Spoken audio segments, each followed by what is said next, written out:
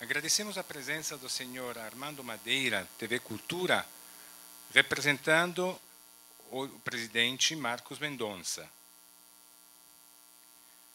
Todas as quartas acontece aqui no Café Filosófico Sarau no Café, módulo de expressão artística do projeto Novas Identidades, a Vida em Transformação, Conhecimento, Sabedoria e Felicidade. O módulo tem curadoria de Carlos Valverde e Álvaro Tucunduva Gregori, conhecido como Tucum. No sarau, números pré-agendados são intercalados com participações espontâneas do público. O sarau, este espaço alternativo e participativo, vira a tornar-se um centro de efervescência cultural, uma vitrine que mostra as tendências da produção artística da região de Campinas. Hoje, dentro deste objetivo, anunciamos um evento de grande destaque.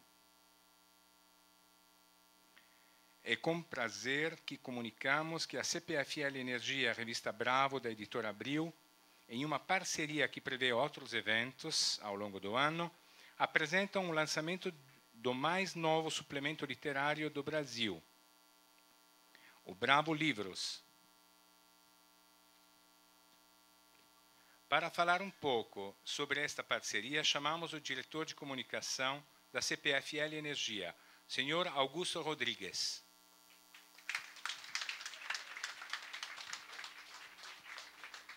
Meus amigos, boa noite. É uma satisfação aqui usar o espaço aqui do Tucum e do Carlos e trazer o pessoal da editora Abril e da Bravo para fazer um lançamento do mais novo suplemento literário do país, que é Bravo Livros. Nós da CPFL, quando pensamos lá atrás, há 4 ou 5 anos atrás, em lançar um programa cultural, a gente pensou em livros. E, quer dizer, nós queríamos fazer oficinas literárias no estado inteiro. E aí fomos incompetentes, descobrimos que não sabíamos fazer isso.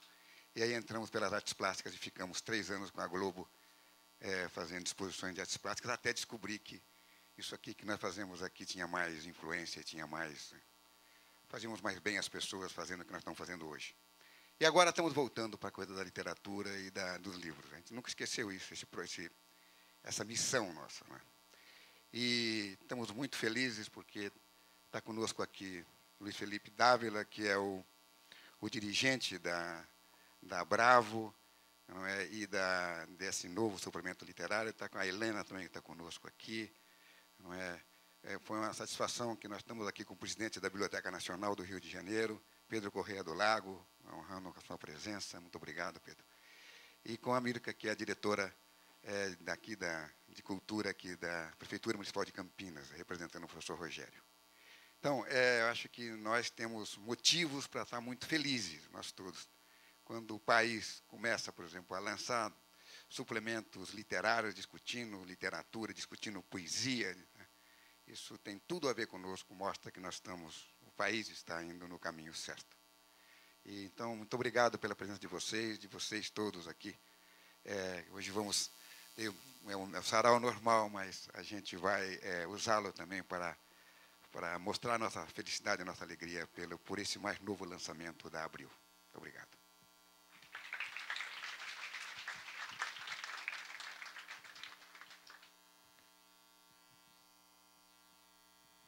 Obrigado, senhor Augusto, pelas palavras. E agora vamos apresentar,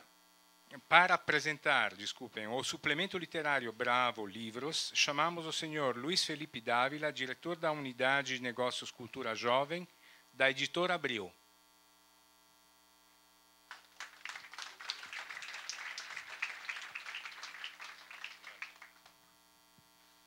Muito obrigado, é um prazer usar esse espaço aqui para falar um pouquinho do suplemento literário que nós estamos lançando com a revista Bravo, em parceria com a CPFL, sempre apostando nos projetos culturais.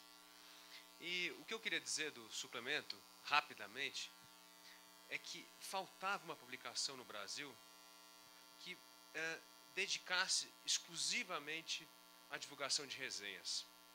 E uma boa resenha, a gente sabe que é o maior meio de se vender livro no Brasil, é como se você estivesse conversando com um grande amigo teu que contasse sobre um livro divertido, e essa história tem que te levar à livraria e comprar o livro. Esse é o objetivo do suplemento literário. Tem que ser uma história encantadora, tem que ser uma história que estimule as pessoas a ler. E a leitura, eu sempre vejo isso, como eu acabei de dizer, como uma conversa com um grande amigo que conta histórias fantásticas. A resenha literária, ela tem esse objetivo. Ela não é uma resenha específica para trabalhos acadêmicos. Ela é uma resenha voltada para despertar a curiosidade nas pessoas e fazer com que o mercado de leitura cresça no Brasil. Essa resenha literária, o suplemento literário, ele é lançado num ano em que o Brasil, o governo brasileiro, apostam muito no programa do livro. Fizeram, como vocês sabem, no começo do ano, tiraram todos os impostos do livro para baratear o livro, para aumentar o acesso ao livro. Criaram o ano do Viva Leitura, que é um programa muito importante de divulgação da leitura. É o ano ibero-americano da leitura também. Então, é um esforço conjunto do governo, da sociedade, de veículos importantes voltados para a cultura, como a Revista Bravo, e de grandes parceiros como a CPFL, que aposta na propagação do conhecimento, no acesso à cultura. E esse esforço que todos nós fazemos, todos os nossos parceiros fazemos, é de transformar o conhecimento cada vez mais acessível e que esse conhecimento seja cada vez mais inspirador e transformador nas pessoas. Então, é com muito prazer que eu lanço aqui, junto com o Augusto, com a CPFL, o Suplemento Literário em Campinas. Espero que vocês leem, critiquem, elogiem e façam com que a leitura no Brasil seja cada vez mais propagada. Muito obrigado.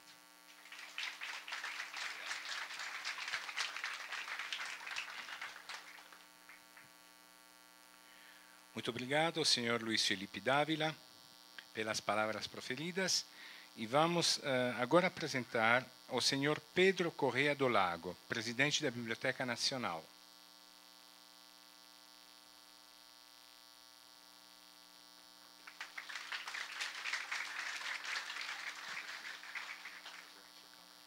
Boa noite. As palavras do Luiz Felipe a respeito da política do livro me tocam diretamente, na medida em que o Ministério da Cultura está muito envolvido nisso e está trabalhando diretamente nessa área, e a Fundação Biblioteca Nacional é quem cuida. Acho uma outra contribuição. Você é um futuro leitor, então já é um atual falador, eu vejo. Mas, em todo caso, eu estou muito feliz de estar aqui, um pouco por obra das circunstâncias, pela amizade, pelo Augusto, pelo Luiz Felipe, endossando mais uma manifestação cultural importante. Quer dizer, eu acho que um suplemento, sobretudo agora que nós estamos órfãos do da Folha, entendeu? Eu acho que faz uma diferença grande. O Felipe falou muito bem da importância de falar sobre o livro para dar vontade de ler. Nós, no Ministério da Cultura, estamos ocupados num programa muito amplo de incentivo ao livro e à leitura. Até o final do governo, se tudo correr bem, vão ser criadas 1.100 bibliotecas pelo Brasil inteiro para zerar o número de municípios sem biblioteca pública. Cada um vai receber 2.000, 2.500 livros escolhidos entre os mais importantes, estantes, material, enfim. E a prefeitura entra com o teto e com o personagem. Mas não estou aqui para contar para vocês projetos políticos nem ministeriais, é mais para me associar a essa iniciativa extraordinária da CPFL e do Luiz Felipe, e eu estou absolutamente encantado com o espírito dos saraus e o espírito de tudo que está sendo feito em termos culturais por você, Augusto, e realmente pela CPFL. Então, muito obrigado e agradeço então a minha participação. Boa noite.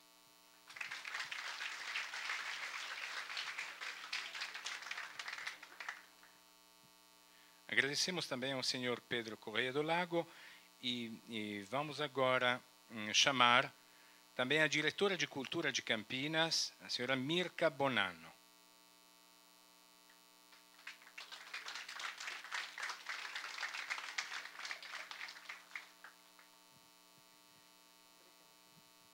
Boa noite a todos. É um prazer também para a Prefeitura Municipal de Campinas estar participando desse evento, estar em parceria com a CPFL em algumas coisas. Acho que a gente está diante de um desafio muito bom na cidade de construir uma política cultural que, de fato, leve em conta o que tem de importância cultural e de conhecimento, e que a gente possa difundir isso na cidade mais amplamente, né?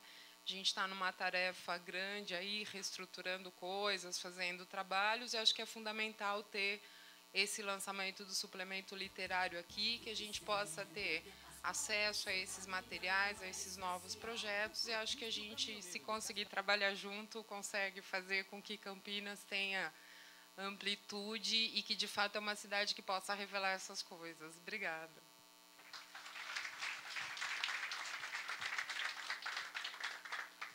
Obrigado a Mirka Bonanno. E, dando continuidade ao sarau, chamamos agora ao palco Tucum para conduzir as atrações desta noite. Tucum. Você.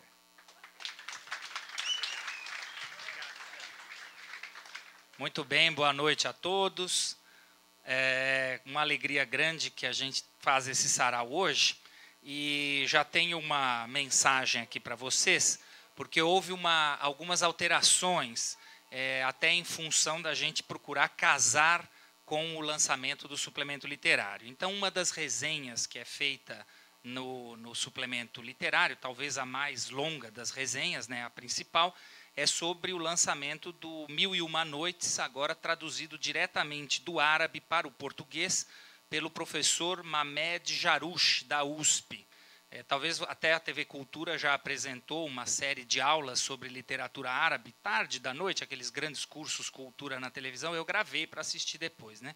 E achei muito interessante todo o trabalho dele, mas não conhecia ainda o livro, então estamos todos aí na expectativa do 1001 Noites, traduzido diretamente do árabe para o português. Bem, então, em função disso, nós incluímos hoje no nosso sarau uma leitura dramática sobre um trecho do 1001 Noites.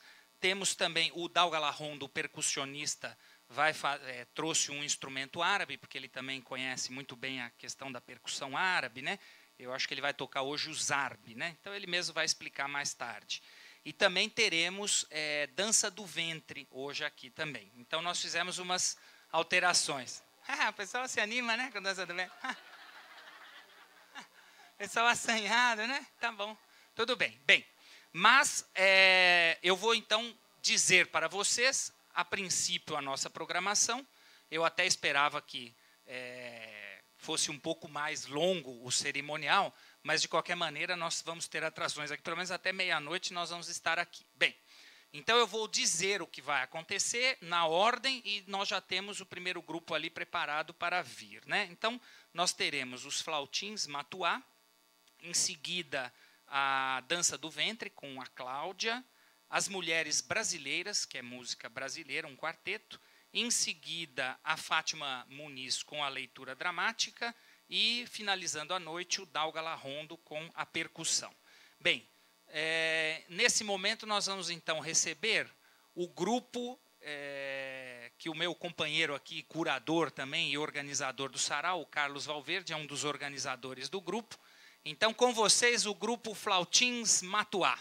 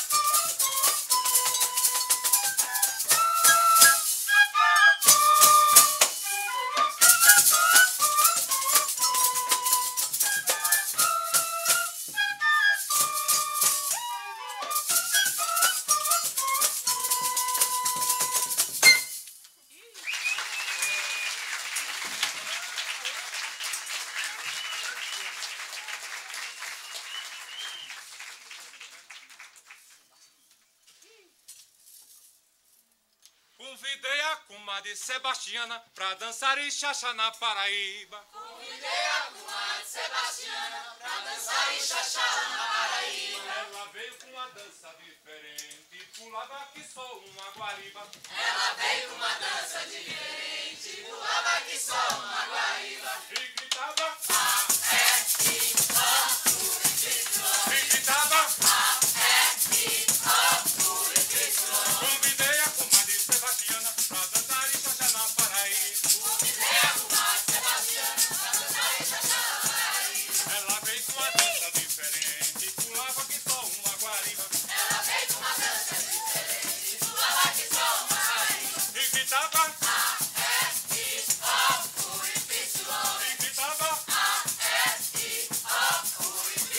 já cantada no meio da brincadeira e dançando fora do compasso. Segurei Sebastiana pelo braço e gritei, não faça sujeira. O Xaxá diz que estou na gafieira. Sebastiana não deu mais pra cá. Se gritava E gritava e gritava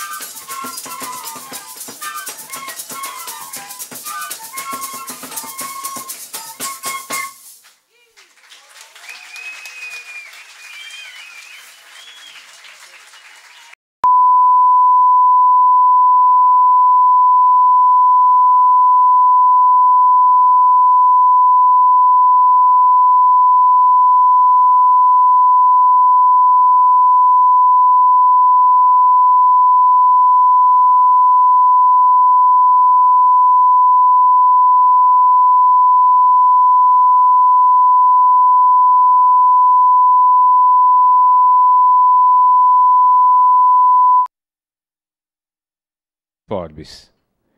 Jorge Forbes é psicanalista e psiquiatra. Pós-graduado em psicanálise pela Universidade de Paris 8, é analista, membro das escolas brasileiras e europeias de psicanálise. Preside o Instituto de Psicanálise Lacaniana e seu último livro é Você Quer o que Deseja, pela editora Bestseller.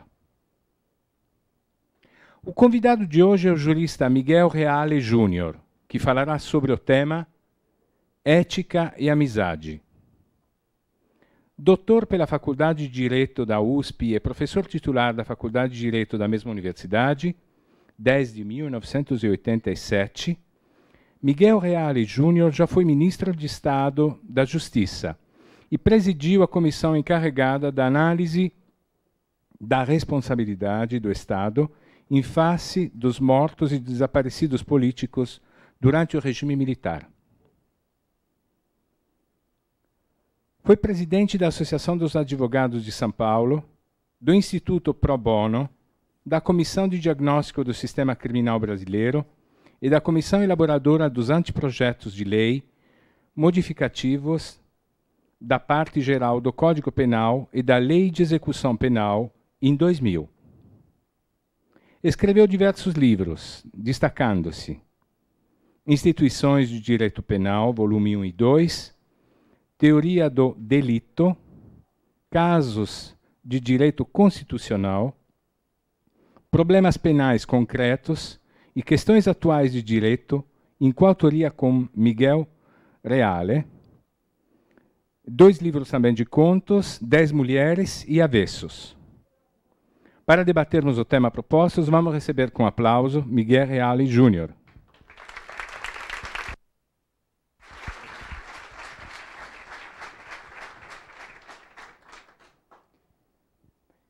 Muito boa noite, é uma grande satisfação estar aqui no Espaço Cultural da CPFL. Cumprimento os organizadores desse evento e a todos aqui presentes para esta conversa, essa troca de ideias sobre um tema tão especial como a amizade. Este tema proposto por Jorge Forbes, que é o curador deste simpósio. Primeiramente, é curioso que se tenha já na proposta do tema afirmado que a amizade é um valor que esteja claudicante ou que esteja quase em dificuldades de manutenção desse valor como dirigente da nossa vida cotidiana. Eu acredito que, de certa forma, sim. De certa forma, a amizade encontra diversos obstáculos no cotidiano da vida contemporânea. E por que há esses obstáculos na vida contemporânea para a efetividade da amizade? O que ela significa e quais são os seus inimigos? Quais são os antagonismos que impedem a efetiva prevalência da amizade como um valor primordial a ser cultuado no todo dia de nossa vida? A amizade é, antes de tudo, confiança. Eu creio e sugeri que o tema fosse ética e amizade, exatamente porque é nos autores, nos estoicos, no pensamento ético dos romanos, especialmente de Marco Túlio Cícero, que nós vamos encontrar já um perfeito desenho daquilo que vem a constituir a amizade. E a amizade, dizia Cícero, é, antes de tudo, confiança. Estabelece uma relação entre eu e tu.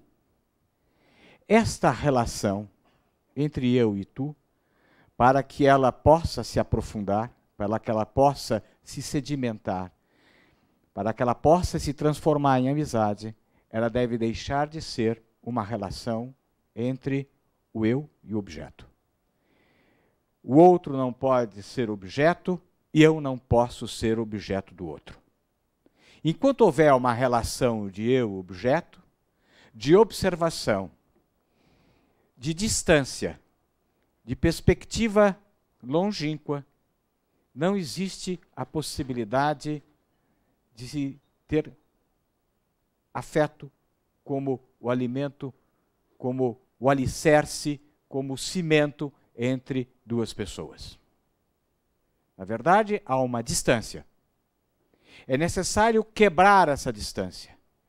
Quebra-se essa distância entre eu e tu no momento em que eu admito o outro como uma outra pessoa, numa relação de identidade, de igualdade, em que não me ponho como um observador distante, mas me ponho como alguém solícito.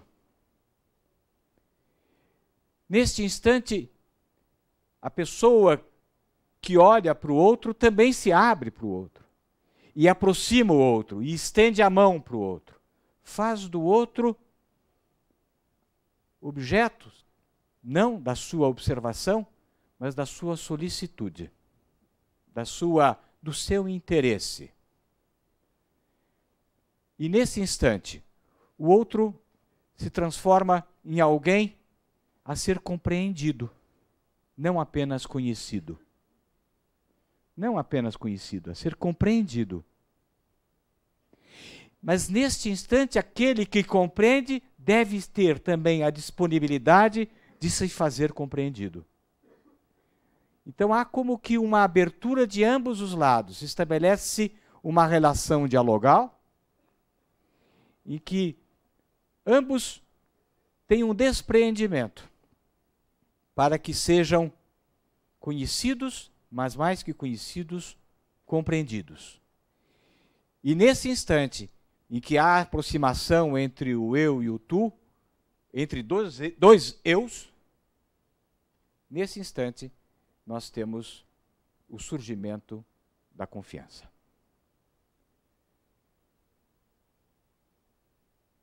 Pois bem, quando se estabelece uma relação de amizade,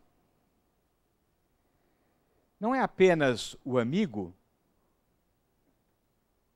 o repositório das minhas confidências. Eu não apenas vou fazer confidências. Eu vou fazer confidências, mas eu tenho que permitir que o outro faça confidências. Porque na relação de amizade, o que mais se deve buscar não é me revelar ao outro, mas permitir que o outro se revele a mim, fazendo com que essa revelação para mim seja também uma revelação para ele mesmo. É uma forma de se conhecer. Numa relação de amizade, nós acabamos nos conhecendo a nós mesmos. Vejam como se cria uma interação, há um entrelaçamento. Eu permito que o outro me conheça, eu faço confidências, mas ao fazer essas confidências, eu viabilizo conhecer a mim mesmo e me colocar à sua disposição para ser objeto de uma lealdade. O que é a lealdade na amizade? Ora, todos nós somos evidentemente vaidosos. Todos nós temos a vaidade daquilo que nós somos. Ainda bem. Todos nós temos uma satisfação daquilo que nós realizamos. Eu digo que é muito satisfatório encontrar as pessoas satisfeitas consigo mesmo. Se eu encontro um sapateiro, ele é capaz de me dizer que ninguém faz melhor meia-sola que ele no bairro. Ele tem uma satisfação, um orgulho da sua profissão, daquilo que ele faz. A nossa vida é definida pelos nossos horizontes profissionais, principalmente, nosso trabalho, as nossas ambições afetivas. Nós temos ambições, nós temos vaidades. Agora, o que pode ser pior na relação de amizade e que venha a minar aquilo que de positivo existe na amizade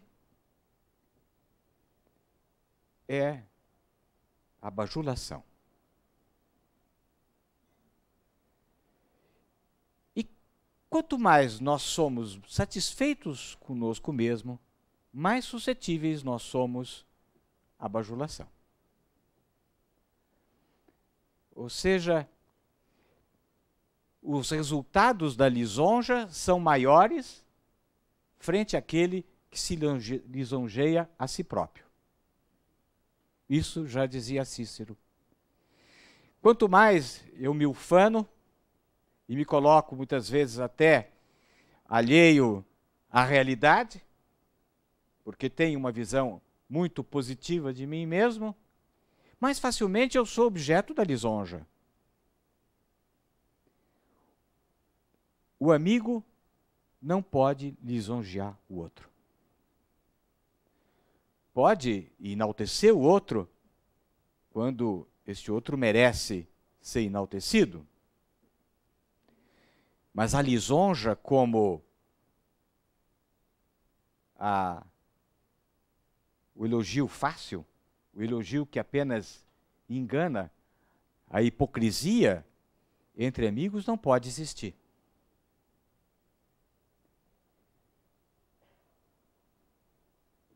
Se há uma coisa que a amizade deve permitir, é o direito de dar conselho. Há um direito de dar conselho. Há mesmo um dever de desagradar o amigo. Acho que todos vocês já devem ter passado por uma dificuldade desta. Eu devo cativar o meu amigo lisonjeando? Eu devo, afinal, camuflar a realidade e não revelá-la? Não cutucar a onça com vara curta? Não mostrar ao meu amigo o ridículo pelo qual ele está passando? Eu devo sonegar a verdade para não quebrar essa amizade? Ou a amizade exige que eu abra mão até mesmo dela, arriscando dizer a verdade para aquele que muitas vezes não a pretende ouvir? Será que dizer a verdade, por gerar o ódio, deve estar afastada? Deve estar afastado da relação de amizade? Será que nós devemos dourar a pílula para não perder o amigo? Ou devemos dizer a verdade para perder o amigo, mas manter a amizade? É bem isto. Porque como é que eu mantenho a amizade? Como é que eu tenho confiança? Como é que eu tenho fidelidade? E esta fidelidade vai ser posta à prova em diversas circunstâncias. A fidelidade vai ser posta à prova no momento em que se alcança o poder e que se despreza o amigo. Ou no momento que o amigo cai em desgraça, está na infelicidade financeira, moral, e eu me afasto do amigo para não me contaminar ou para não me revelar próximo de quem se encontra na desgraça. Portanto, a fidelidade esta confiança, esta fidelidade para com o amigo, exige inúmeros sacrifícios. Exigem ultrapassar vários desafios. Ora, a amizade, ao mesmo tempo, será que ela permite, ela justifica que se pratique coisas ilegais para favorecer o amigo? Será que a amizade ela vem a justificar que eu faça um desvão e não atue eticamente, honestamente, para proteger um amigo, para favorecer um amigo, para privilegiar um amigo? Até onde pode um amigo sair da linha correta de comportamento para não prejudicar ou para auxiliar um amigo? A amizade foi feita para que exista uma cumplicidade na prática de condutas desviadas, ou ela existe para que um auxilie o outro na prática da virtude?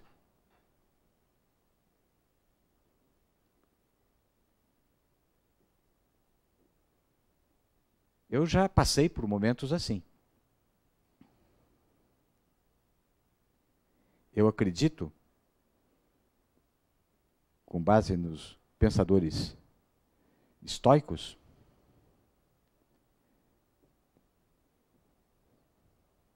e é difícil agir assim, uma coisa é pensar, outra coisa é agir, que nós não podemos ser condescendentes com os erros dos amigos. No sentido de escondê-los, promovê-los. Nós podemos silenciar em determinadas circunstâncias para não acusar um amigo. Mas na relação entre eu e o amigo, eu não posso me omitir. E nem posso atuar de forma a permitir que os atos ilegais praticados pelo amigo permaneçam impunes. Eu posso, no máximo, me omitir, mas não posso mentir. A omissão é uma forma tênue da mentira, mas eu posso me omitir. Até porque estou tocado pelo sentimento de afeição. É por isso que no processo civil ou no processo criminal, processo penal, a pessoa pode se declarar amigo e reconhecer que ela não tem condições efetivas de dizer a verdade. E prestar um depoimento sem o compromisso de dizer a verdade para não praticar um falso testemunho. É por isso que o juiz, quando tem relação de amizade com a parte que ele deve julgar, pode se declarar suspeito.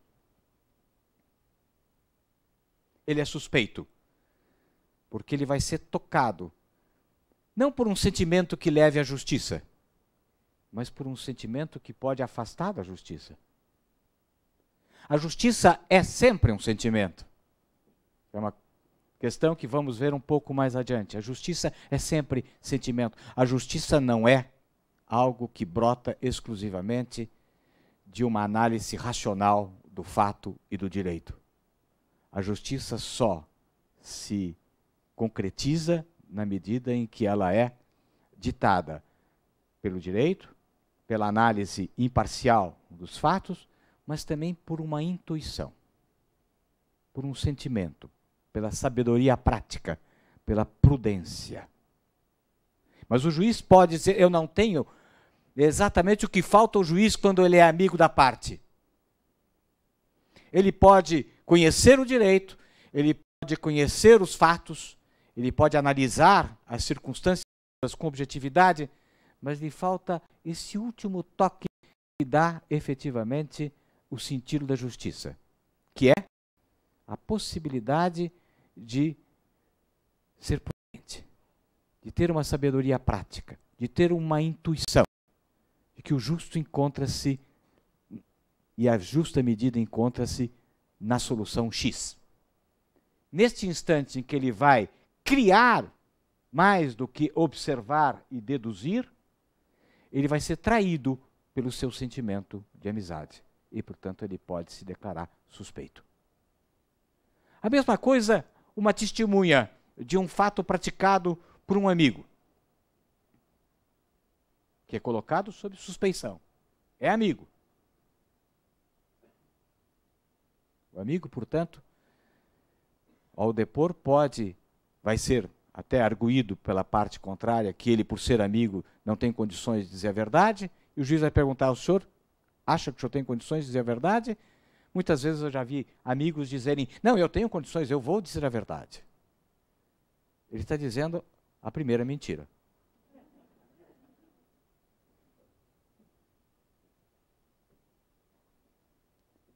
Mas até onde se pode condescender e ajudar e privilegiar um amigo?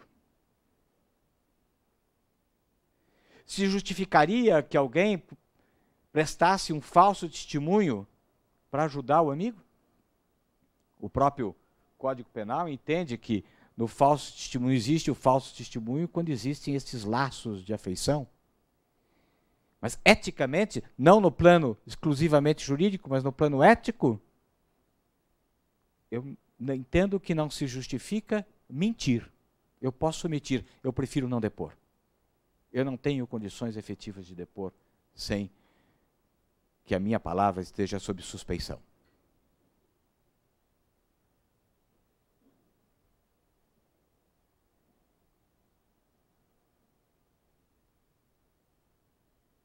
Há uma expressão latina: sou amigo de Platão, mas mais amigo da verdade.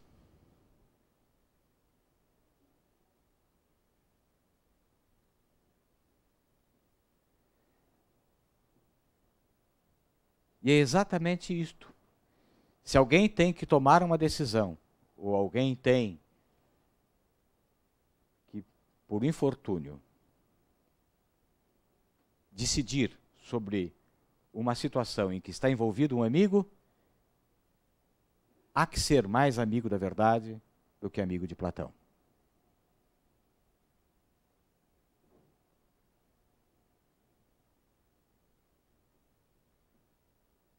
E até que ponto ser amigo da verdade exige que eu deixe de dizer ou de realizar a crítica ao amigo que merece a crítica?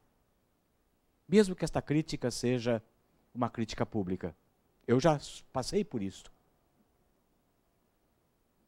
Amigos que passaram a ocupar cargos públicos e que por um tempo tiveram praticando erros, e erros graves, tiveram a minha omissão durante algum tempo.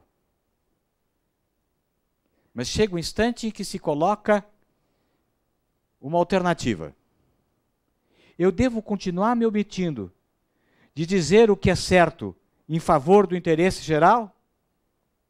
Ou devo superar a relação de amizade e colocar o interesse geral acima do sentimento de afeição? Se eu sou perguntado, se eu sou demandado para fazer uma análise da ação de uma determinada pessoa, minha amiga, envolta em tarefas públicas, o que eu devo fazer? Se eu tenho uma responsabilidade e a minha palavra tem algum significado e algum peso, eu devo apenas elogiar o amigo e mistificar? Eu devo manipular a verdade para proteger o amigo das críticas justas? Ou eu devo ser mais amigo da verdade e dizer: Platão, eu sou mais amigo da verdade. E os erros são esses, esses e esses. Eu creio que eu sou mais amigo, na verdade, até de Platão, ao falar a verdade, do que ao insensá-lo indevidamente. Lhe incentivando a continuar na trilha do erro, daquilo que eu sei que é errado, daquilo que eu sei que está contrariando o interesse geral. Porque eu tenho, antes de tudo, que admitir que o meu amigo esteja fazendo o certo. Eu quero que o meu amigo seja, em algum momento, não apenas em algum momento, mas ele seja o espelho do certo. Vejam quantas questões éticas se colocam quando nós vamos discutir a questão da amizade.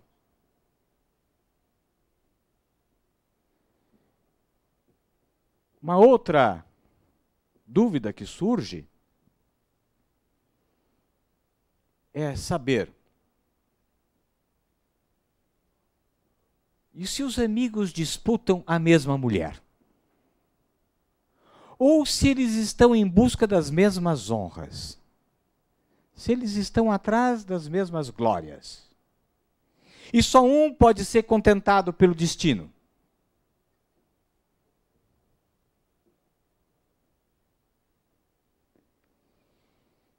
Porque, efetivamente, as pessoas podem estar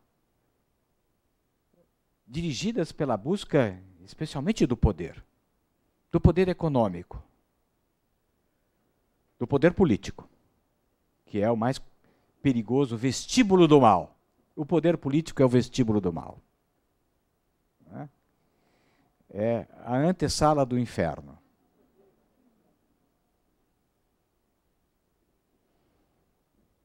Nós temos exemplos bastante significativos na história recente do nosso Brasil.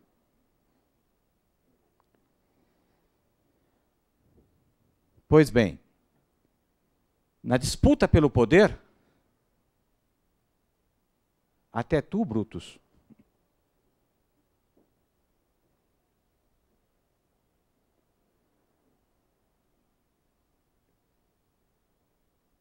a disputa pelo poder entre amigos, ela não pode deixar de existir, a não ser com a renúncia que se faça em favor do outro. É um dado. O que deve ocorrer é lealdade na disputa, para que a disputa seja franca e não venha a se transformar facilmente em ódio. Nada mais fácil do que a transformação da amizade em ódio, em ressentimento.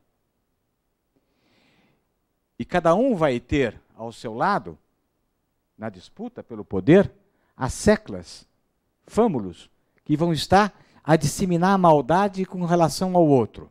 Fulano disse isso, ele pensou aquilo, ele quer fazer essa tal coisa, ele está manobrando para te tirar do jogo.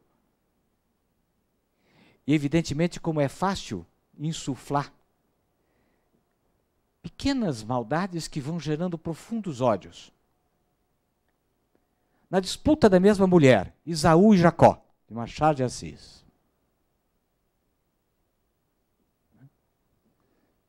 Os dois gêmeos que, apaixonados por fora. Não tinha lugar para os dois. Acabou não tendo lugar, efetivamente, para nenhum. A guerra entre os irmãos foi resolvida a guerra entre os irmãos pelo fenecimento de Flora. Ela feneceu para que os irmãos perdurassem. Cada um com a sua forma de ser.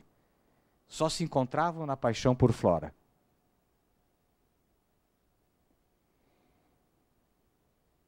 E se isso parece que traz uma verdade, que só podemos dizer que é uma verdade absolutamente indiscutida, porque vem do 2º século antes de Cristo, ele diz, é muito difícil a amizade entre os homens públicos.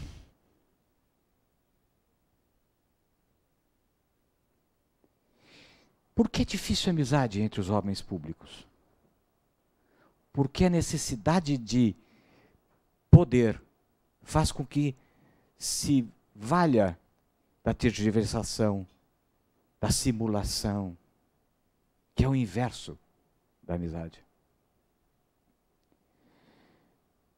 Lendo um autor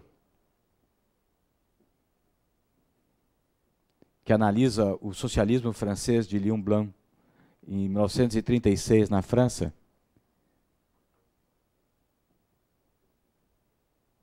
de Charles Vinocq, ele diz que se deve analisar o governo de Léon Blum na França sob 3 perspectivas.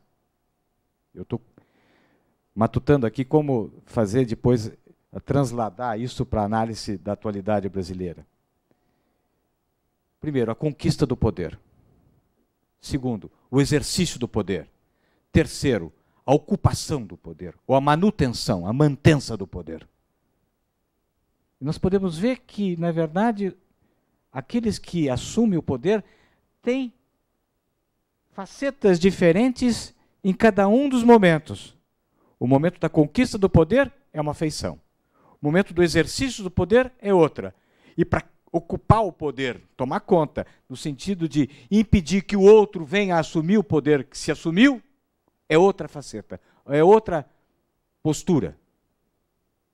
Nas 3 posturas, nós vamos ver que existe sempre um imenso campo da simulação, da desconfiança, do medo. Não pode haver na amizade medo. O medo é o inverso da confiança. Onde existe confiança, não existe medo. Onde existe medo, não existe confiança, é evidente. E quando se está para conquistar o poder, existe o medo de que o outro conquiste, ou que o outro assuma uma posição de prevalência. E se eu tenho um amigo que disputa comigo, pode ser na mesma fronteira, na mesma divisa, nas mesmas bandeiras, eu vou sempre desconfiar. No exercício do poder, o exercício do poder é, sem dúvida nenhuma, um instrumento que vai me permitir fazer a ocupação do poder. E na ocupação do poder, então, eu tenho que excluir o outro. Ou seja, eu posso dizer que a amizade tem diversas facetas que se contrapõem a ela. Já dissemos, o medo, a deslealdade, a falta de confiança. Mas uma que se contrapõe, a meu ver, de forma mais frontal, é a inveja. Porque inveja não é querer ter o que o outro tem. É errado pensar que a inveja é querer o que o outro tem. Melanie Klein bem estudou isso quando ela examinou a relação dela com a filha dela, que se transformou numa sua inimiga. Num trabalho que ela chama Inveja e Ingratidão. A inveja não é querer o que o outro tem.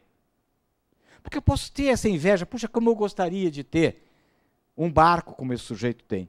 Não é? Como eu gostaria de ter a mulher que esse cara tem. Não é? Mas a inveja é pior. A inveja não é querer ter o que o outro tem, é querer que o outro não tenha o que tem.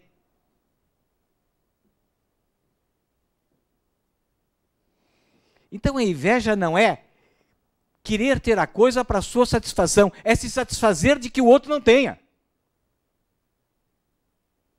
É se satisfazer para que o outro não tenha.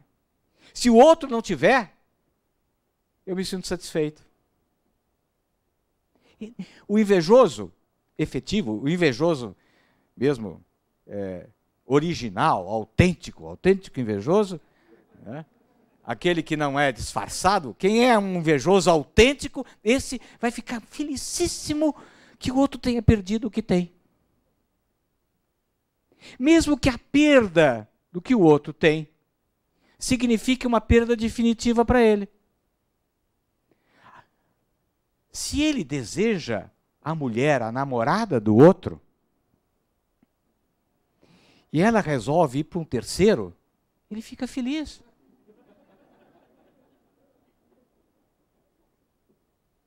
Ah, tá vendo? Ele não tinha capacidade de manter essa mulher mesmo, sabia? Né? Que felicidade que ele vai usufruir naquela noite que ele descobre que a mulher está traindo o amigo.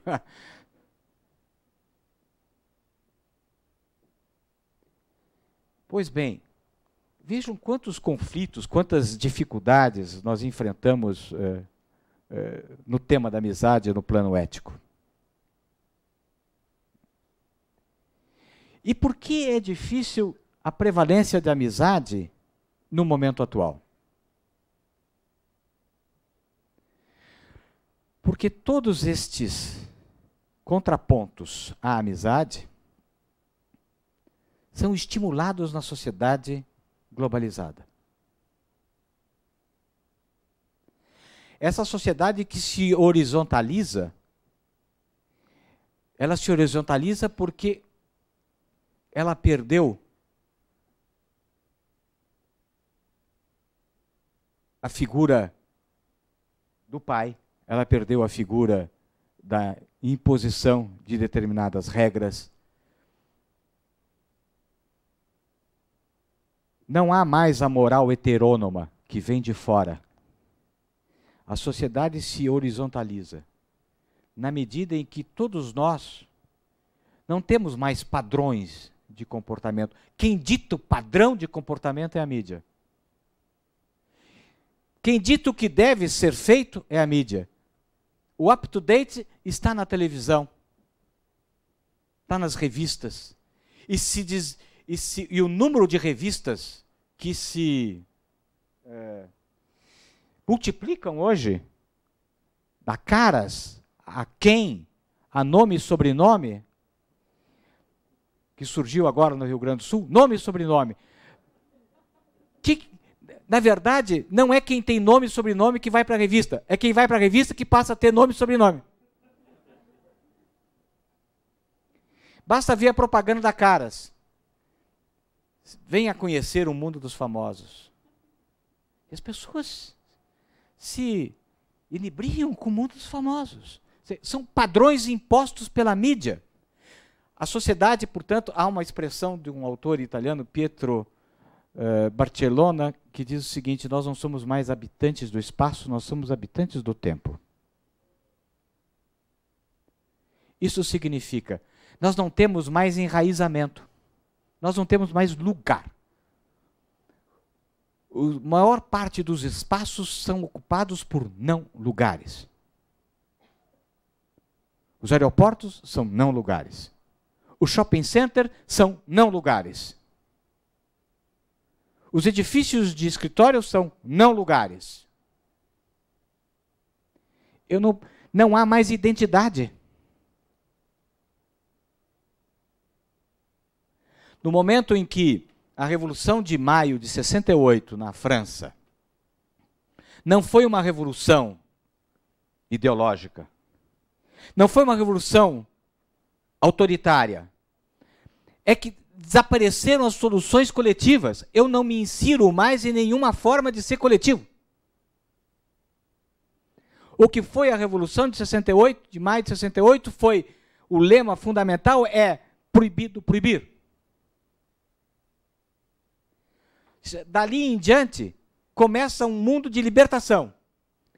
Este mundo de libertação, que devia ser altamente benéfico, prazeroso, ele traz uma imensa insatisfação. A libertação, a grande revolução do século XX, foi a revolução da mulher. A revolução do amor, a pílula, todos os contraceptivos. Nós estamos nos libertando dos monstros, nós nos libertamos do infarto, nós nos libertamos de agora, daqui para frente, vamos nos libertar de doenças como Parkinson e Alzheimer. Nós estamos nos libertando dos monstros que nos amedrontam. Não existem mais padrões de comportamento efetivos e o grande problema de hoje, o grande desafio dos pais é ter a coragem de dizer não para os filhos. Existe uma lei. Se você fizer isso, vai acontecer aquilo. Há proximidade entre os pais e os filhos como nunca houve. Há liberdade de desfazimento dos casamentos. Não há mais nenhum juízo negativo porque uma mulher é separada. Ela não é uma prostituta como aparecia nos anos 50. Em que eu me lembro que havia todo um preconceito. Não, meu filho, você não pode andar com fulano porque os pais são separados. Ou seja, não existe mais uma moral heterônoma impondo comportamentos rígidos. Mas isso teve um preço e tem um imenso preço. Qual é? Não existem mais referências. E não existindo referências, cada um de nós é responsável por si mesmo.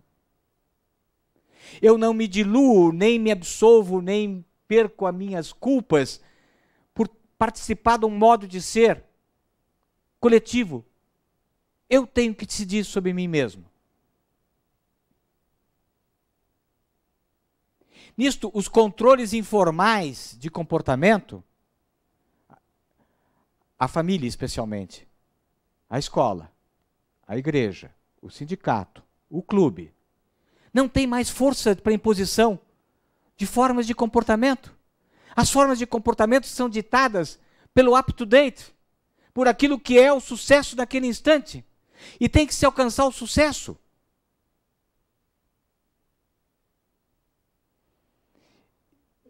Isso torna a sociedade absolutamente fluida. É a busca... Acaba de sair um livro sobre o problema de como me livrar da busca do sucesso.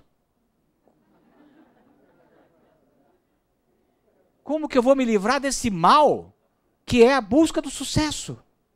E as pessoas querem o sucesso. As pessoas querem aparecer na televisão. Pessoas querem aparecer na revista Caras. E a revista Cara quer que eles apareçam saindo do banheiro. Eles acham uma maravilha. Não existe mais a noção de pudor, de intimidade. Para aparecer na revista Cara, se o sujeito põe um roupão deitado na cama, ótimo. E o sujeito se submete a isso.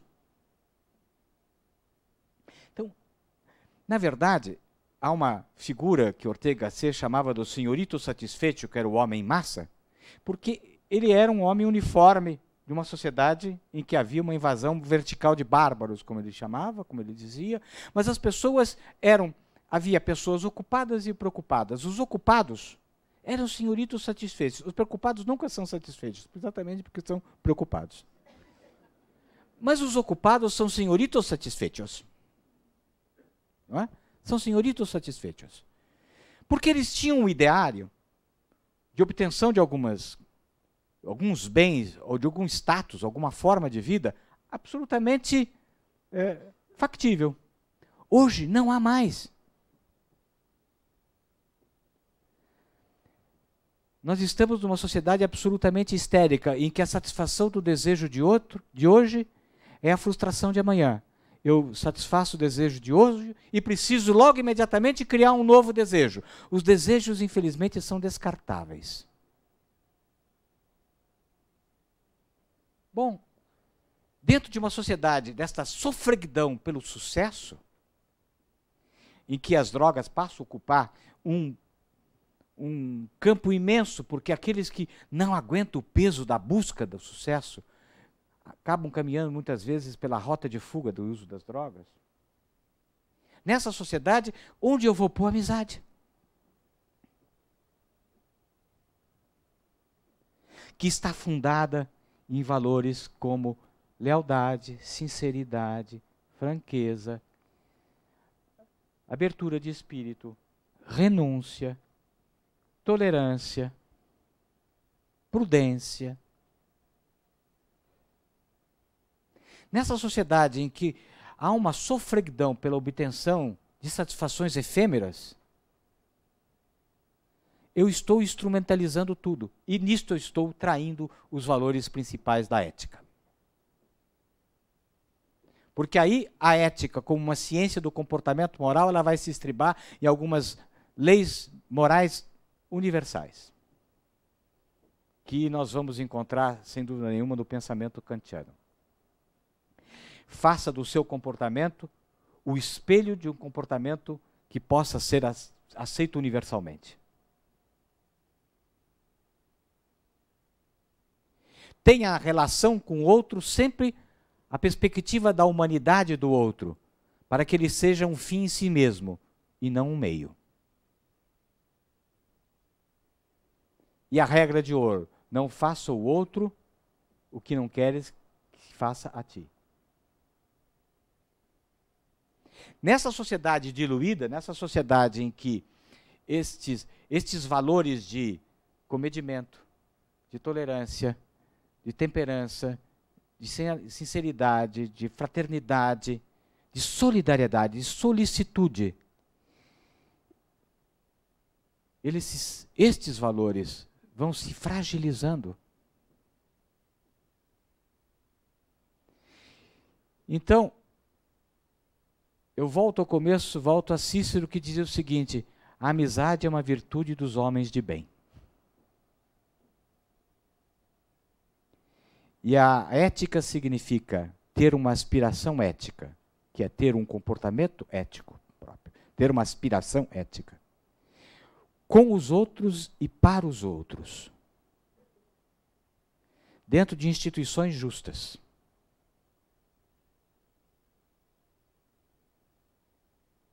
Isso significa que a amizade é a mais profunda solicitude com o outro.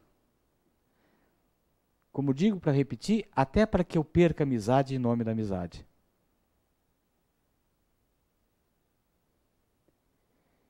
E sempre sob um sentimento de justiça. Porque a justiça, eu disse que iria falar ao final sobre a justiça ela se revela não porque eu sei aquilo que é o equânime, mas a justiça se revela pela injustiça. A injustiça mostra a justiça. E a injustiça cria uma solidariedade, cria uma cumplicidade. Eu sou amigo, eu me torno amigo daquele que é o injustiçado. Eu presto a minha solidariedade mais profunda àquele que é o injustiçado.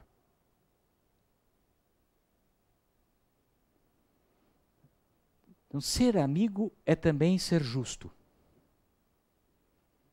Isso significa ser sensível às injustiças que se praticam com o outro. No momento em que eu vivencio, experiencio a injustiça do outro, eu quebrei aquela distância e me tornei próximo a ele.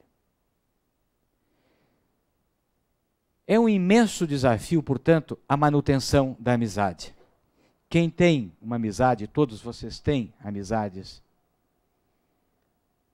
devem batalhar pela manutenção dessa amizade, mesmo que seja perdendo-a no momento em que se dê um conselho que não vai ser bem aceito. Só a valorização da amizade pode fazer com que se supere esse instante de vazio ético que prevalece no mundo da mídia e da globalização, em que os valores fundamentais de respeito ao outro estão diluídos na busca do sucesso. Eu creio que eu fiquei pensando muito sobre esse tema da amizade e me sensibilizou muito toda essa questão de saber superar esses desafios. Até onde eu devo ser honesto o suficiente para não encobrir um amigo? Até onde eu devo ser suficientemente franco para deixar de falar a verdade para um amigo? Até onde eu posso esconder uma verdade que eu sei e que meu amigo não sabe e que vai desagradar? É um imenso desafio para nós todos, nesse instante, valorizarmos a amizade, porque valorizando a amizade, nós vamos estar valorizando a pessoa humana. Esse é o imenso desafio. Nós vamos estar quebrando com este círculo vicioso do mundo das compras, do consumismo inveterado, do mundo da mídia. Nós vamos pôr um obstáculo à prevalência dos valores negativos do mundo contemporâneo. Acho que a amizade é o grande instrumento para que nós passemos a gostar de nós mesmos. E vou terminar lembrando uma frase do Camus: só quem ama a si próprio pode amar o próximo. Eu tenho que amar a mim mesmo para que eu possa amar o outro. E no momento que eu amo a mim mesmo, eu vou ter a coragem da amizade. Muito obrigado.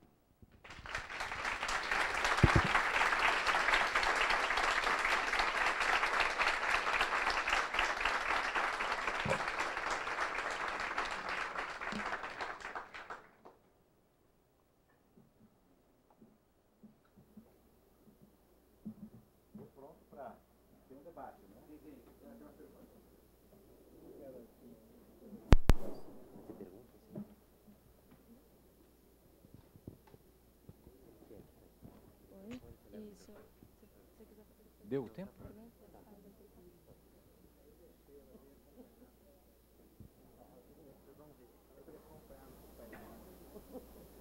Agora eu vou sentar no banquinho de bar aqui. Boa noite, professor. Aqui nesse canto. Meu nome é Rafael. Primeiramente, queria dar os parabéns pela palestra, muito interessante. O professor enfatizou muito a questão da verdade, como sendo a minha referência na minha relação com o meu amigo, ou um eventual amigo.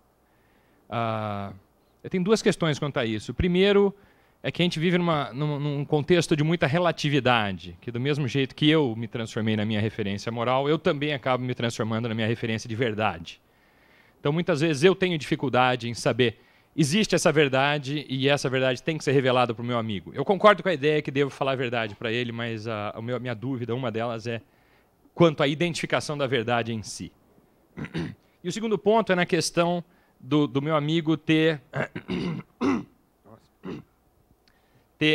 essa falha moral e, no meu afã de querer enfatizar a verdade, eu não o permito, ou não permito a ele se arrepender ou, de alguma forma, mudar o seu comportamento. Se eu valorizar muito a verdade na minha relação com ele, eu posso acabar ficando um amigo implacável nesse sentido, e eu não admito a possibilidade de que ele possa vir a mudar. De repente, a minha omissão em não querer expor a verdade num momento possa permitir que, mais para frente, o meu amigo tome uma atitude diferente da que tem hoje. Isso aí, obrigado. Vejam que, quando nós caímos nas questões concretas, nós vamos estar num miríade de soluções, né? É tudo muito delicado. Primeiro, é lógico que existem... não existe certeza quanto à verdade, não é possível ter certeza. Mas eu posso saber alguns fatos que me permitam, efetivamente, eu sei e vejo, né, que a mulher do meu amigo o trai. Eu devo contar ou não devo contar? Eu devo chegar ao meu amigo e dizer, olha aqui, olha quantas questões estão colocadas, eu devo omitir isto ou não? Eu devo contar para ele ou devo não contar? Vai depender muito das circunstâncias em que as coisas estão...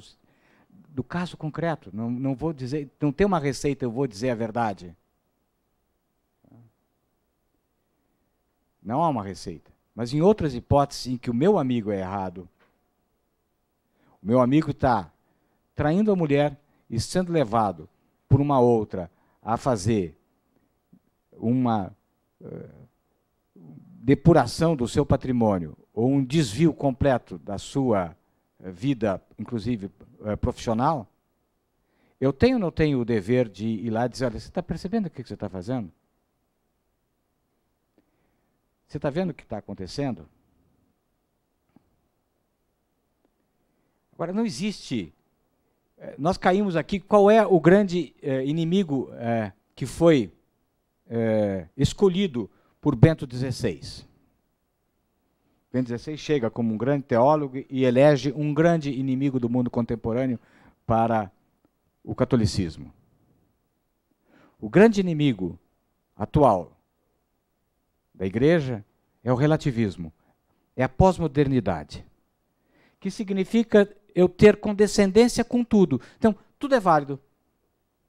Todos os comportamentos, eu tenho que reconhecer que existem comportamentos diferentes. Eu tenho que ser tolerante para admitir o comportamento do outro, de uma outra cultura, de outras formas de ser. E estabelecer uma igualdade de validade. Eu acredito que nós temos que ser mais que tolerantes. Nós temos que compreender que existem outras formas de encarar a vida e o mundo. Mas eu não posso deixar de colocar a minha forma de encarar a vida e o mundo como alguém do mundo ocidental e que traz um arsenal, traz um patrimônio de conquistas e de valores como superior aos valores de uma outra cultura. Há valores do mundo oriental extremamente superiores a formas de ser que nós ocidentais não temos e precisaríamos aprender a ter.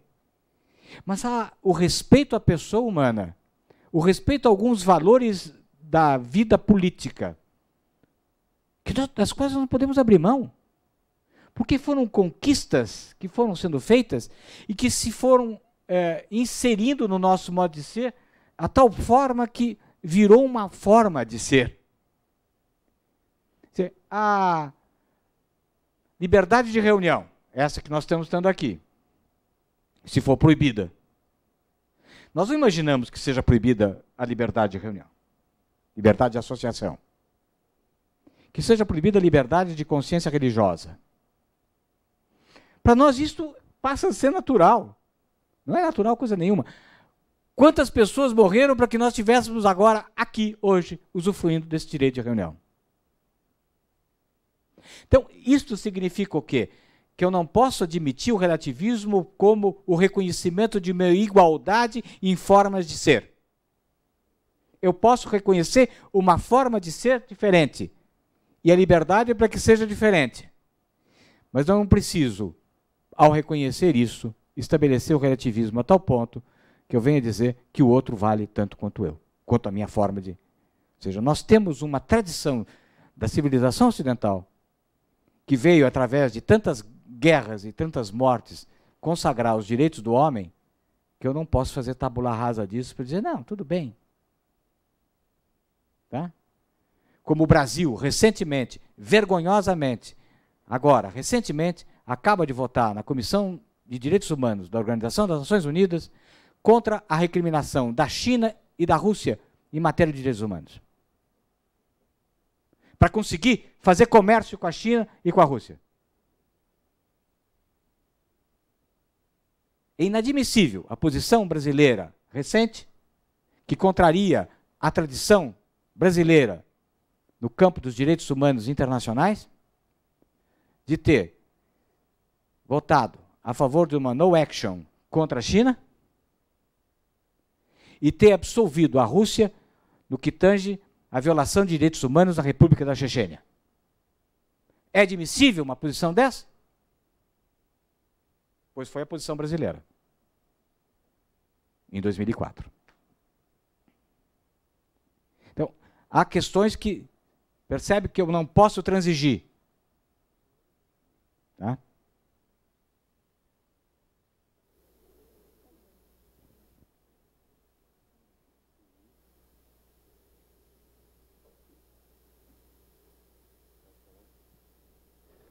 Miguel Reale, parabéns pela sua palestra. Eu tenho amigos advogados, estudantes de direito, que me recomendaram muito a leitura dos seus livros, embora eu não seja nem advogado, né, nem tenha sido estudante de direito. E pode ler o livro de contos. Será um prazer, mas eu li o seu livro Introdução a Noções do Direito, e tenho lido outros livros também que falam assim de forma não tão técnica, mas mais geral a respeito das noções de direito, e percebo claramente isso que você falou, que no fundo é o sentimento de justiça, né? Todas essas nossas regras, tudo são na verdade para chegar o mais próximo possível de que todas as pessoas sintam que a decisão foi justa, e assim acalmem os seus ânimos e parem de brigar, né? E pensando dessa forma, eu sou presidente de uma entidade que chama Amigos da Vida. Por coincidência, o nome da nossa entidade e o trabalho da nossa entidade tem muita afinidade com o tema da sua palestra e o conteúdo também. E nos Amigos da Vida, nós damos apoio emocional e fazemos prevenção ao suicídio. Por telefone, ou pessoalmente, ou por cartas até também, e por e-mail. Então as pessoas nos procuram e nós, por exemplo, a pessoa às vezes está numa crise emocional, num momento difícil, liga nos Amigos da Vida ou vai pessoalmente e a gente faz companhia para essa pessoa durante a crise. Então ela desabafa, ela conversa e tudo, e o que ela falar fica entre ela e o nosso plantonista, né? Então, um dos motos da nossa entidade é doar amizade, né? Só que veja bem, nós não somos uma pessoa doando amizade para outra, né? Nós somos uma instituição dando amizade para uma pessoa. Então, é uma amizade com regras, né? A nossa entidade ela tem regras, nós temos uma forma de trabalhar, nós temos um curso de escuta. Depois tem uma seleção dos nossos plantonistas, né? E a nossa linha justamente entra nisso que você falou, por isso que eu até convidaria você para vir dar essa palestra para nós, porque é do nosso total interesse refletir as questões da amizade e voltar lá atrás, pegar nas bases, né? No Cícero, que está super atual, e os problemas da amizade também estão... O contraste entre o que ele diz no livro e os dilemas atuais também está super dentro do que a gente vive lá na nossa entidade. A questão é o seguinte, nós escutamos tudo quanto é tipo de problema emocional e humano, das pessoas que nos ligam, né? Vai desde a pessoa que está angustiada porque não consegue escolher a cor da roupa que ela vai vestir no dia, até a pessoa que já tomou 30 cápsulas de remédio e está esperando acontecer a morte, né? Então, todos esses casos nós temos lidado e feito companhia. E o nosso, vamos dizer assim, nossa forma de lidar com isso é uma forma que tem que servir para todos esses casos, com toda a sua variedade, com toda a sua gama de conflitos, né? E que forma a gente usa? A gente foca muito mais na companhia e no acolhimento do que no conselho. Porque senão não temos como lidar com uma variedade tão grande de possibilidades e de soluções e de problemas, enfim. Então, o nosso foco maior é a companhia mesmo. A pessoa nos liga e fala, e a gente está escutando, está procurando entender, está procurando acolher e tal. E a gente não dá foco na questão do conselho. Estou dizendo isso porque você falou que dar conselho é fundamental na amizade, né? Então, não sei se você quiser falar um pouquinho sobre isso. Bom, é que vocês são amigos da vida, mas não são amigos efetivamente da pessoa. Ou seja, ela não é uma amiga, ela é alguém que fez um contato inicial, por telefone, por e-mail, e nem caberia dar conselho. Sabe, todos nós queremos ser ouvidos. Há uma carência de ser ouvido.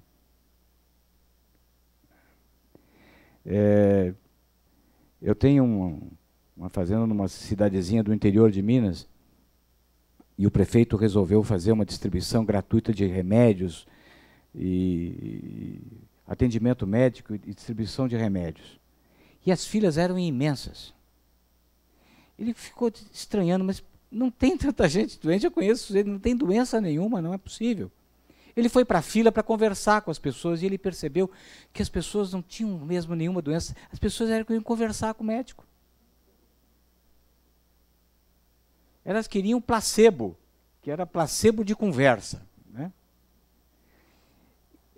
O que ele fez? Ele pôs uma assistente social na salinha ao lado. A fila da assistência social era imensa, do médico diminuiu terrivelmente. As pessoas queriam ser ouvidas.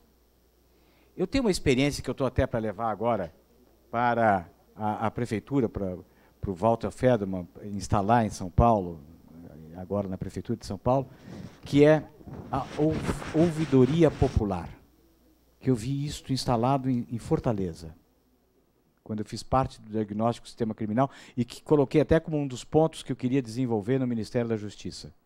Na minha breve passagem, pediu que eu levasse à frente, mas vários estados tinham se interessado pela ouvidoria. O que é ouvidoria? São pessoas da comunidade, não são os líderes da comunidade, são pessoas da comunidade que querem voluntariamente se colocam à disposição para serem árbitros de uma questão, de qualquer questão que surja no bairro. Este era um bairro periférico de Fortaleza. Sabe que cursos esses voluntários fazem? Aprender a ouvir. Eles só fazem esse curso para serem ouvidores, aprender a ouvir. E ouvindo, eles solucionavam, eles não davam conselho, eles viabilizavam o entendimento entre as partes, só isso. Eles não iam lá dizer, não, a solução é essa. E põe longe juiz, advogado, promotor, isso só complica. Deixa a pessoa da comunidade que ela faz a interação entre as partes e elas resolvem a pendência. E de 900 casos que haviam sido submetidos a esse grupo, só 2 tinham ido para a justiça. Então, vejam como é importante ouvir. O trabalho que vocês realizam é importantíssimo. Tanto que vocês devem ter retornos, ou seja, quantas pessoas deixaram o desespero ou não chegaram ao limite, ou não chegaram ao limite do desespero, porque telefonaram para lá. Não precisa dar conselho, precisa ouvir. Tá?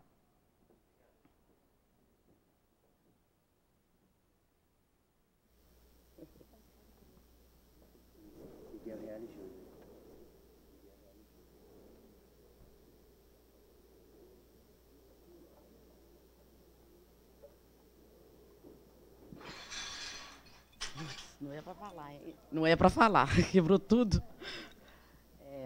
Boa noite. Eu estou amando essa palestra, né? Que veio muito a calhar com uns probleminhas que aconteceram até comigo. Mas o que mais me interessou foi a respeito da inveja. O senhor falou que a inveja é um dos piores... você usou um termo que eu não me recordo. É o grande antagonismo. Tá. Contraditório da amizade. Tá. Exato. E então quer dizer que a inveja, quando a pessoa se satisfaz, é quando ela atinge o objetivo dela com o outro, certo? Não. Na inveja, acho que a inveja, o invejoso autêntico é aquele que se satisfaz porque o outro perdeu o que tinha. Exatamente. Então chegou. Agora, a minha filha conseguiu, então, o que ela queria. Que ela é uma pessoa altamente invejosa. Então, ela conseguiu me destruir. Agora, se eu casar de novo, você acha que ela vai continuar? Ou ela está satisfeita? Obrigada. Bom, é muito difícil de fazer Ele não falou. qualquer tipo de diagnóstico, né? Porque se ela continuar, pelo amor de Deus, eu vou ter que começar um novo trabalho. Eu quero que você explique isso direito, ficou no ar para mim. Veja bem, nessa relação tão próxima, isso é muito difícil de dizer qualquer opinião, especialmente publicamente. Mas, em todo caso,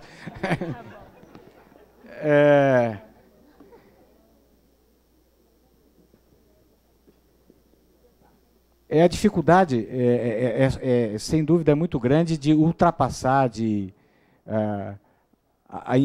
a inveja que se põe como não querer que o outro tenha o que tem.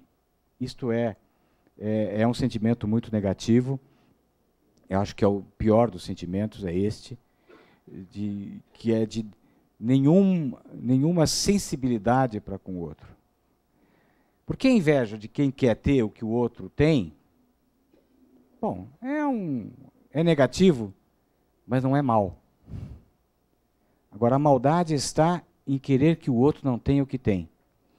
E para vencer isso, evidentemente, é um trabalho que precisa depender das circunstâncias pessoais, do conhecimento de todos os dados de vida, de existência, e eu não tenho e não me sinto capacitado para lhe responder. Só posso te dizer que é um grande desafio.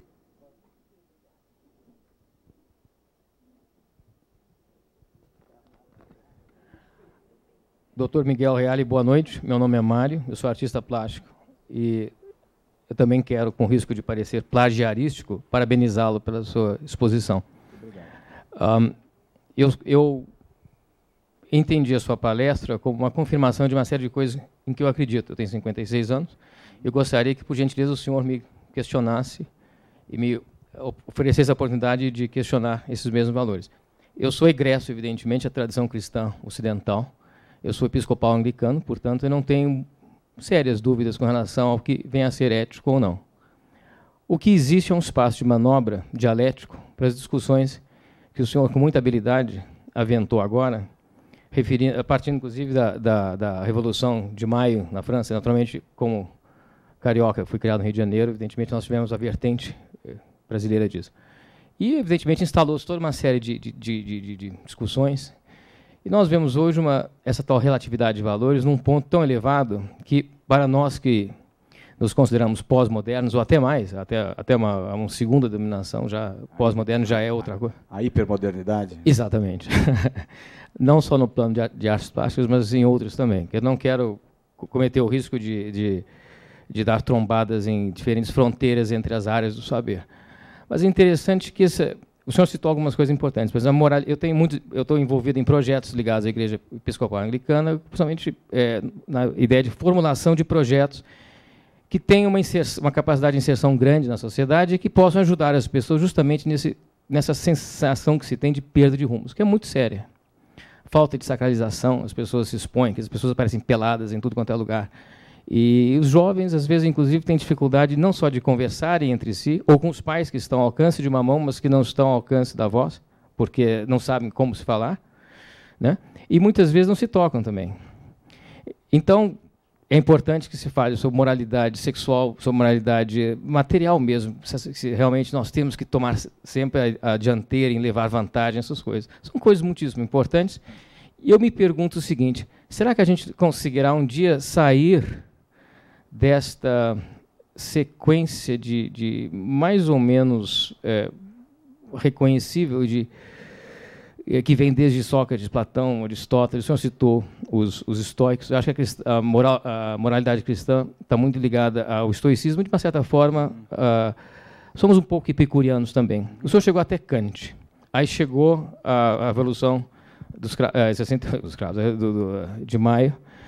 Agora a gente pergunta, hoje existe uma nova safra de filósofos que são extraordinariamente desconstrutivistas, completamente, eles desconstroem, mas não existe uma dialética de reconciliação. Por exemplo, Gianni Vattimo, talvez, e uma série de seguidores deles na Inglaterra, surpreendentemente. Então eu pergunto duas coisas. São duas perguntas capciosas, por favor, não responda se não quiser. A primeira, o senhor teria recomendações, conselhos para um amigo, quanto a leituras referentes a esses relativistas, por exemplo? Quais são os filósofos da nossa era atualmente? Quer dizer, quais são os últimos porta-vozes do que vem a ser ética, que é uma palavra extraordinariamente complexa e extremamente difícil de mais ou menos ter uma única linha de definição. E a segunda pergunta é profundamente emocional. O senhor, como brilhante jurista, estaria de acordo comigo em dizer o seguinte: no passado, as pessoas, no passado recente, eu tenho 56 anos, portanto, eu peguei a época que nos anos 50 as pessoas tinham orgulho de serem juízes, advogados, etc. O que é hoje difícil a gente dizer de todos os juízes e advogados que a gente conhece. O senhor diria que nós estamos nos tornando progressivamente mais materialistas, menos éticos, menos ligados a um ideário superior, como esse judaico-cristão que tem origem grega, helenística, enfim. Ou realmente se as pessoas ainda se atêm a esses valores e que, de fato, ainda não os perderam. Né? Quer dizer, os meus pais nunca... Eu saí com filhos de pessoas divorciadas, meus pais, que estão aqui, aliás, para o meu grande orgulho, nunca disseram, não saio com a mãe de fulano porque ela é divorciada, nunca ouvi isso. Mas eu cansei de ouvir isso no primário, ginásio e tal. Então, as minhas perguntas são as seguintes. Primeiro, quais são os expoentes desse novo relativismo? Quer dizer, o que o senhor acha, por exemplo, do Gianni Vattimo? Em segundo lugar, eu estaria certo em supor que, de fato, houve um distanciamento desses valores greco-romanos, judaico-cristãos, que, bem ou mal, servem de referência para uma certa transcendência? Bom, são duas grandes questões. Primeiro, saber qual leitura realizar. Primeiro, saber como ver, como ler. Não é? Creio que não se pode deixar de ler os autores que fazem a crítica da sociedade, né, contemporânea, mas creio que nós temos que buscar aqueles que mostram que os valores, não apenas do cristianismo, mas os valores do iluminismo estão presentes, os valores da modernidade, a importância da razão. A importância da razão, ao lado do reconhecimento da importância do sentimento. Ou seja, são dois... Não se deixar valer apenas pelo sentimento e pela relativização dos valores, mas sim pela razão. E aí acho que devíamos ler Castoriadis e devíamos ler, no Brasil, Sérgio Rouanet. Ou seja, nós somos neomodernos, como diz Sérgio Rouanet, e nem pós-modernos. A modernidade não acabou. A modernidade tinha um projeto, um imenso projeto, de elevação, de progresso moral e cultural. Nós temos que continuar esse projeto. E não imaginar que esse projeto faliu. E fazer o descontritivismo. Né? Não é jogar a toalha.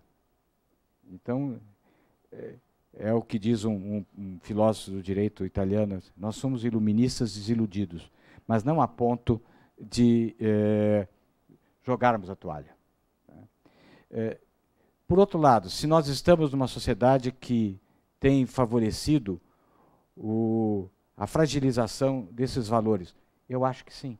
No cotidiano, eu acho que sim. Quero dizer uma coisa curiosa. Bom, dentro daquela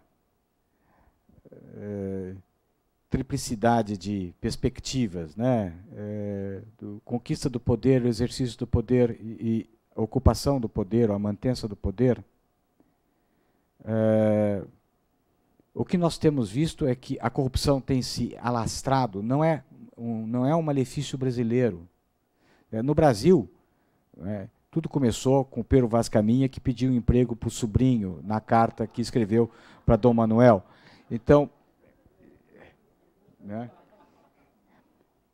E é verdade, tá? Ele pede um emprego para o sobrinho, tá? Ou seja, né, o nepotismo, quando ele bateu aqui nas costas da Bahia, ele já fez um pedido de nepotismo, quer dizer, um pedido nepotista. Olha, consiga um lugarzinho para o meu sobrinho, tal. Mas é um malefício que está aí espalhado em todo o mundo, seja ocidental, seja o mundo árabe, seja. Mas mais que isso, a corrupção não é uma corrupção que esteja só existente no mundo público. Cada vez mais, eu digo isso até como advogado, a corrupção tem se espalhado no mundo privado. Tanto que a Comunidade Europeia tem como uma das suas diretivas, uma das suas decisões de ação comum, que se criem figuras penais do suborno do setor privado. Eu tenho tido casos seguidos de suborno no setor privado. Do sujeito que trabalha no almoxarifado, que recebe um X para escolher o produto Y, ele vai lá e só compra aquele produto. Ou ele manda adquirir. Isso eu tive um caso, mandou adquirir uma empresa gráfica, o diretor sugeriu e fez a compra de um computador que a empresa jamais iria precisar, a não ser dentro de 15 anos de grande progresso gráfico. Imacomunada com a empresa que vendia o computador, a tal ponto que os mecânicos ou técnicos da empresa que vendeu o computador foram lá tirar metade da placa. E essa placa estava sendo vendida no mercado, porque não ocuparia metade da placa em 10 anos. Então, veja até... Ou seja, os valores da dissolução moral têm alcançado níveis muito elevados. Por quê? Porque nós alcançamos uma liberdade e não refletimos sobre ela. E aí entra uma frase do Michel Foucault, disse, o que é a ética? A ética é uma atitude reflexiva sobre a liberdade. Então nós alcançamos liberdade em vários campos. Né? Em todos os campos nós alcançamos a possibilidade de sermos livres. Só que nós não estamos refletindo sobre essa liberdade. Estamos usando mal a liberdade. Evidentemente, o mundo econômico, o mundo consumista está usando a nossa liberdade ou dirigindo a nossa liberdade para um consumismo desenfreado. Então, nisto está havendo uma falta de controles. Eu digo, no momento que nós temos tudo para sermos felizes, nós estamos sendo muito infelizes. Exatamente pela ausência de uma atitude reflexiva sobre a liberdade.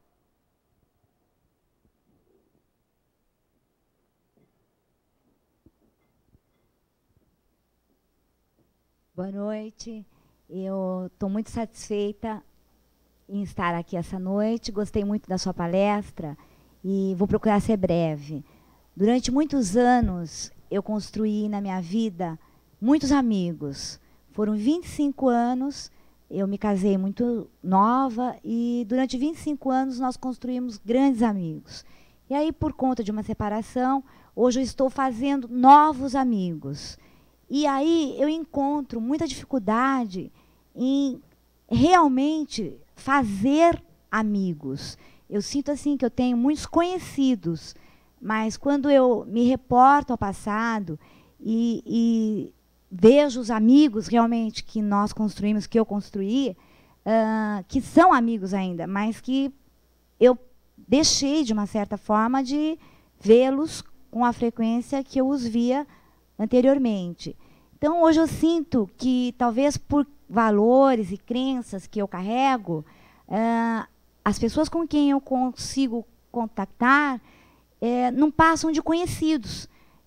São difíceis, é difícil hoje para mim, realmente, com os meus valores, conhecer pessoas e me tornar realmente amiga, como eu já tive. Como eu tenho um comparativo, eu gostaria de saber do senhor se é possível a gente quebrar crenças e valores que a gente carrega para conseguir novos amigos, ou que essas amizades consigam passar de uma simples noite de prazer.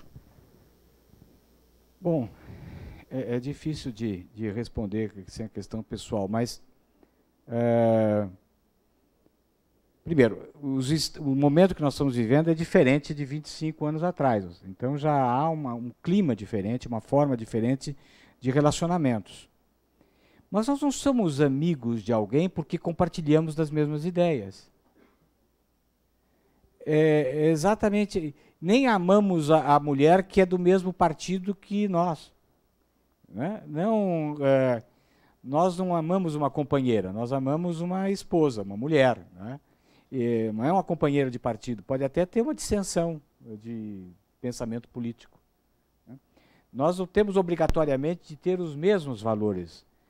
A amizade surge por um sentimento de afeição que está além da racionalidade. Sabe? É um entendimento, mesmo no desentendimento das ideias, um entendimento de espírito. Eu tenho amigos que pensam de forma absolutamente diversa. Nem por isso também temos que, muitas vezes temos que chegar a dizer, não, então vamos parar por aqui, porque daqui para frente as nossas divergências se aprofundam, é melhor a gente parar por aqui. Mas as nossas divergências não impedem a amizade. Então vejo, porque eu posso ter divergências de determinados valores, mas ser a pessoa com a qual eu mais me sinta à vontade, mais me sinta bem, mais me sinta disposto a contar coisas íntimas, ou até revelar para essa pessoa coisas íntimas dela que ela não percebe. Então a amizade é muito mais um sentimento, uma intuição que vai surgir. Não adianta, quanto mais se procura um amigo, às vezes não se encontra, não se faz amizade por encomenda. Né? A amizade vai ser feita pelo olhar. Né? Exatamente por aquela aproximação com o outro, por essa quebra da distância, que não está simplesmente porque nós compartilhamos os mesmos ideais, os mesmos valores políticos, ou mesmo pensamento. Senão seria uma unanimidade cinzenta, uma chatice ter um amigo que é um espelho meu. O que você acha disso? O que você acha. Né? Eu digo, né? Eu achei essa peça de teatro uma chatice. Eu também achei. Quer dizer, um amigo que só repete o que eu digo, porque ele tem mesmas ideias que eu, é efetivamente um grande chato. Né? Então, eu acho que eu, infelizmente, tenho que ir a São Paulo por um outro compromisso e pedir para me desculparem, mas para mim foi altamente sugestivo ter estado aqui, ter participado dessa noite. Eu falei coisas que eu aprendi, eu fui falando enquanto eu pensava, tinha estudado o assunto, mas é isto. a cabeça vai trabalhando e trabalha muito na hora que se encontra um público receptivo e tem um feedback, tem um retorno que nos incentiva.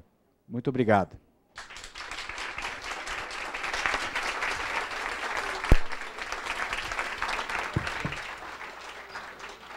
Gostaríamos de encerrar o dia de hoje agradecendo ao professor Miguel Reale por esse brilhantismo de ter trazido eloquência, incisividade, né? Digamos, por ter trazido essa discussão sobre tão vivaz, tão animada, sobre amizade e ética. Então, gostaria de, justamente, desde a época iluminista clássica até a época pós-moderna, com essa visão que acho que acrescentou alguma coisa para todos nós. Então, gostaria de encerrar o dia de hoje com um aplauso para o professor Miguel Reale.